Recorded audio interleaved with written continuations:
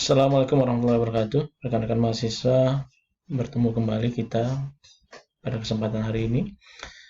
Pada hari ini kita akan membahas tentang badan usaha tidak berbadan hukum. Ya, jadi sebagaimana kita ketahui bahwa badan usaha itu ada dua, badan usaha berbadan hukum dan tidak berbadan hukum.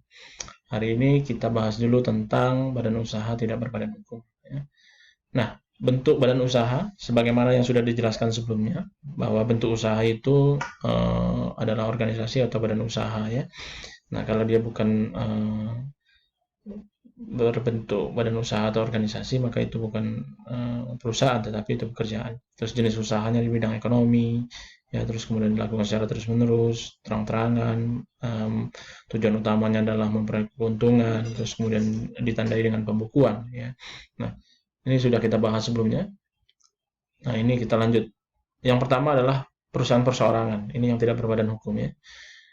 Nah, perusahaan yang didirikan dan dimiliki oleh seseorang pengusaha yang meliputi jenis perusahaan dagang, jasa, dan industri. Ya, dalam hal ini pengusaha adalah pemimpin perusahaan.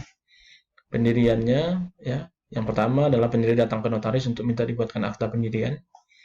Akta pendirian yang telah dibuat oleh notaris itu dibawa ke kantor Badan Penanaman Modal ya untuk mengurusi surat izin usaha dan mendapatkan surat izin tempat usaha.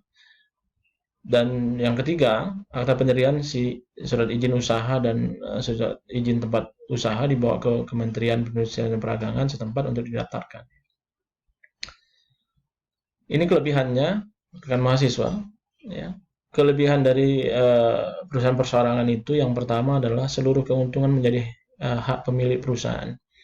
Yang kedua, pemilik perusahaan bebas mengambil keputusan tanpa terikat dengan orang lain. Pengelolaan badan usaha relatif mudah, rahasia perusahaan juga lebih terjamin ya. Biaya pengelolaan perusahaan lebih murah karena sumber daya yang digunakan juga terbatas. Yang keenam, pemilik perusahaan dapat bekerja lebih giat karena menjalankan usaha seorang diri ya. Yang ketujuh, pajak yang dibayar juga relatif kecil gitu ya. Itu keuntungan dari perusahaan perorangan. Nah, di balik itu juga ada kelemahan ya. Beberapa kelemahannya yang pertama adalah sumber keuangan perusahaan relatif terbatas karena sumber dananya hanya bergantung pada satu orang. Yang kedua, tanggung jawab pemilik tidak terbatas ya, bahkan sampai kekayaan pribadi. Yang ketiga, kelangsungan usaha juga kurang terjamin ya. Yang keempat, perusahaan perorangan mengalami kesulitan dalam soal kepemimpinan karena seluruh kegiatan usaha dilakukan sendiri oleh pemilik badan usaha ya, seperti masalah pencarian kredit, mengatur tenaga kerja, pembelanjaan, keuangan, produksi, dan kegiatan memasarkan produk itu. Jadi karena dilakukan oleh seorang diri, maka ya semuanya dikerjakan sendiri dan semua risikonya juga ditanggung sendiri. Yang kedua, firma ya. Firma ini berdasarkan pasal 6 KUH Dagang merupakan persekutuan perdata yang didirikan dengan nama bersama. Persekutuan perdata adalah perjanjian dengan mana dua orang atau lebih mengikatkan diri untuk memasukkan sesuatu ke dalam persekutuan dengan maksud untuk membagi keuntungan. Unsur-unsurnya adalah persekutuan perdata menjalankan perusahaan ya, dengan nama bersama, tanggung jawab sekutu bersifat pribadi untuk keseluruhan. Alasan firma bukan badan usaha berbadan hukum adalah yang pertama, tidak ada keharusan pengesahan akta pendirian oleh Menteri Hukum dan HAM. Yang kedua, tidak ada keharusan pemisahan harta kekayaan antara harta kekayaan persekutuan dengan harta kekayaan pribadi secara langsung ya dari para sekutu. Nah, inilah hal yang membedakan antara yang berbadan hukum dengan tidak berbadan hukum. Sifat atau ciri firma antara lain, satu, bentuk firma ini telah digunakan baik untuk kegiatan usaha berskala besar maupun kecil ya. Dapat berupa perusahaan kecil yang menjual barang pada satu lokasi dan perusahaan besar yang mempunyai cabang atau kantor di banyak lokasi juga bisa ya. Kemudian masing-masing sekutu menjadi agen atau wakil dari persekutuan firma untuk tujuan usahanya. Yang keempat, pembubaran persekutuan firma akan tercipta jika terdapat salah satu sekutu mengundurkan diri atau meninggal dunia. Yang kelima, tanggung jawab seorang sekutu tidak terbatas pada jumlah investasinya. Berbeda dengan seseorang yang investasi pada perusahaan perseroan terbatas ya. Ini menjadi tanggung jawabnya ya hanya apa yang kemudian menjadi berapa jumlah investasinya. Nah, yang keenam, harta benda yang diinvestasikan dalam persekutuan firma tidak lagi dimiliki secara terpisah oleh masing-masing sekutu. Ya, masing-masing sekutu berhak memperoleh pembagian laba dari hasil persekutuan firmanya. Nah, ini pendiriannya, prosesnya. Pendiri datang ke notaris untuk minta dibuatkan akta pendirian. Ya, jadi segala sesuatu meskipun organisasi, walaupun kemudian organisasi itu hanya organisasi sosial kemasyarakatan, dia juga harus ada akta pendiriannya sehingga jadi legal gitu ya, minimal akta notaris ya. Akta pendirian yang dibuat notaris dibawa ke kantor dinas penanaman modal untuk mendapatkan siup dan situ ya. Yang kemudian akta pendirian, siup, situ dan dibawa ke paniteraan ya, pengadilan negeri untuk didatarkan. Anggaran akta pendirian, surat izin usaha dan surat izin tempat usaha dan tanda pendaftaran dibawa ke tambahan berita negara untuk diumumkan. Ini berakhirnya persekutuan firma. Jangka waktu firma telah berakhir sesuai dengan telah ditentukan dalam akta pendirian, terus kemudian adanya pengunduran diri dari sekutu atau pemberhentian sekutu, musnahnya barang atau telah selesainya usaha yang dijalankan ya.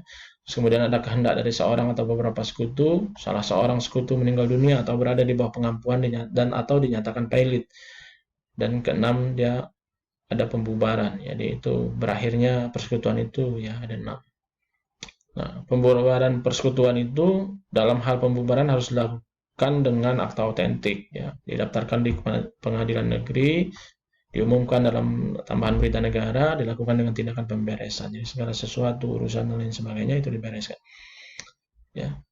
Yang melakukan tindakan pemberesan mereka yang telah ditetapkan dalam akta pendirian, sekutu pengurus atau bukan pengurus dengan suara terbanyak, pengadilan negeri setempat apabila dengan suara terbanyak tidak tercapai kesepakatan. Jadi itu yang melakukan pemberesan. Tugas pemberes adalah menyelesaikan semua hutang firma dengan uang kas atau uang pribadi para sekutu yang ada dalam persekutuan ya. Ini keuntungan atau kelebihan firma. Cara pendirian firma cukup mudah, hanya membuat perjanjian di hadapan notaris tanpa perlu didaftarkan Kementerian Hukum dan HAM. Yang kedua, firma memiliki kekuatan keuangan karena terdiri dari beberapa orang pendiri ya, yang menyepakati berapa banyak dana yang mereka keluarkan bersama untuk firma. Firma juga mudah dalam hal memperoleh kredit ya. Pengambilan keputusan dilakukan oleh anggota-anggota firma jauh lebih baik ya, karena segala keputusan yang dilakukan secara bersama-sama ini biasanya melalui banyak pertimbangan dari anggota-anggotanya. Terus kemudian pajak yang dikenakan pada firma tidak begitu berat ya dibandingkan dengan PT, karena pajak yang dikenakan hanya pada keuntungan yang didapat badan usaha. Yang kelima, anggota firma yang terdiri dari beberapa orang memungkinkan terkumpulnya banyak keahlian dalam satu wadah sehingga kemajuan firma tidak bergantung pada keunggulan satu orang saja, melainkan banyak orang. Ini kelemahannya, setiap anggota firma mempunyai tanggung jawab tidak terbatas terhadap utang perusahaan. Ya. Yang kedua, apabila satu anggota firma keluar, maka firma tersebut akan bubar karena firma menggunakan nama bersama. Ya. Yang berikutnya adalah perbuatan sebagian anggota firma menjadi tanggung jawab anggota firma yang lain. Oleh karenanya harus dijaga perbuatannya sehingga tidak memberikan tanggung jawab lebih kepada anggota yang lain. Nah, yang keempat, jika ada anggota firma yang tidak taat pada perjanjian firma, maka akan menyebabkan masalah dan ketegangan dalam perusahaan sehingga jalannya perusahaan akan terganggu. Nah, hubungan hukum dan tanggung jawab. Satu, antar sekutu. Semua sekutu berhak memutuskan dan menetapkan sekutu yang ditunjuk. Semua sekutu berhak melihat mengontrol pembukuan. Semua sekutu juga memberikan persetujuan jika firma menambah sekutu. Ya, seorang sekutu dapat menggugat firma jika ia bertindak sebagai debitur firma. Nah, sekutu dengan pihak ketiga, sekutu yang telah dikeluarkan secara sah masih dapat dituntut oleh pihak ketiga. Setiap sekutu berwenang akan perjanjian yang telah dibuat dengan pihak ketiga. Kemudian setiap sekutu bertanggung jawab secara pribadi untuk keseluruhan atas semua perikatan. Nah, ini persekutuan komanditer yang ketiga, CV ya. Persekutuan komanditer adalah persekutuan yang menyerahkan uang atau barang sebagai aset pada persekutuan dan tidak turut campur dengan kepengurusan. Kemudian tujuannya adalah memperoleh keuntungan dari pemasukan itu berdasarkan asas keseimbangan. Adapun jenis persekutuan komanditer adalah CP ya, diam-diam, CP terang-terangan, atau CP dengan saham. Macam-macam sekutu komplementer ya, ini sekutu aktif, tanggung jawab sama dengan sekutu yang ada dalam firma. Yang kedua, sekutu komanditer, sekutu pasif, tanggung jawabnya sama dengan sekutu dalam perseroan terbatas. Nah, sekutu pasif bertugas satu, wajib menyerahkan uang, benda ataupun tenaga kepada persekutuan sebagaimana yang telah disanggupkan. Ya. Berhak menerima keuntungan, tanggung jawab terbatas pada jumlah pemasukan yang telah disanggupkan, tidak boleh campur tangan dalam tugas sekutu aktif. Sekutu aktif ini bertugas mengurus CV, berhubungan hukum dengan pihak ketiga, dan bertanggung jawab secara pribadi untuk keseluruhan. Syarat mendirikan CP, rekan mahasiswa ini yang pertama, ada perjanjian. Ada akta pendirian yang dibuat oleh notaris dan pendiriannya minimal dilakukan oleh 2 orang. Prosedurnya, pendiri datang ke notaris, minta dibuatkan akta pendirian. Akta pendirian itu kemudian dibawa ke Badan Perizinan Penanaman Modal setempat ya, untuk mendapatkan surat izin usaha dan surat izin tempat usaha. Terus kemudian akta pendirian, surat izin usaha, dan surat izin tempat usaha tersebut dibawa ke Panitiaan Pengadilan Negeri setempat untuk didaftarkan. Akta pendirian, ya, surat izin usaha dan surat izin tempat usaha dan tanda pendaftaran dibawa ke Tambahan Berita Negara untuk diumumkan bahwa sudah berdiri sebuah CP. Ya. Nah, kelebihan CP ini yang pertama, prosedur pendiriannya relatif mudah. Kemudian modal yang didapat ya dikumpul lebih banyak karena didirikan banyak pihak, ya, modalnya modal gabungan. Kemampuan untuk memperoleh kredit lebih besar. Ya. Yang keempat, kemampuan manajemen lebih luas. Yang kelima, manajemen dapat diversifikasi. Ya. Struktur organisasi yang tidak terlalu rumit dan kemampuan untuk berkembang juga lebih besar. Ya. Ini kelemahannya, kan mahasiswa, kelemahan CP itu. Satu, sebagian anggota memiliki tanggung jawab tidak terbatas, kelangsungan hidup juga perusahaan juga tidak terjamin, sulit untuk menarik kembali investasinya. Ya. Apabila perusahaan berutang atau merugi, maka semua sekutu bertanggung jawab secara bersama-sama. Ini perbedaan antara CP dengan PT. Yang pertama adalah status perusahaan. PT merupakan bentuk usaha yang berbadan hukum, sedangkan CP merupakan badan usaha yang tidak berbadan hukum. Yang kedua, pemisahan kekayaan pribadi. Jadi kalau dalam PT itu mempunyai kekayaan yang terpisah dengan kekayaan pribadi para pengurusnya. Jadi sementara CP ya, yang berstatus tidak berbadan hukum, kekayaan para pendirinya tidak terpisah dari kekayaan CP. Yang ketiga, modal perusahaan. Modal untuk pendirian sebuah CP tergantung seberapa besar modal yang disetor oleh persero pasif. Sementara modal untuk sebuah PT dikumpulkan dari para pendiri dengan persentasenya masing-masing. Nah, berakhirnya persekutuan komanditer, satu, berakhir karena jangka waktu habis ya, yang sebagaimana ditetapkan dalam akta pendirian.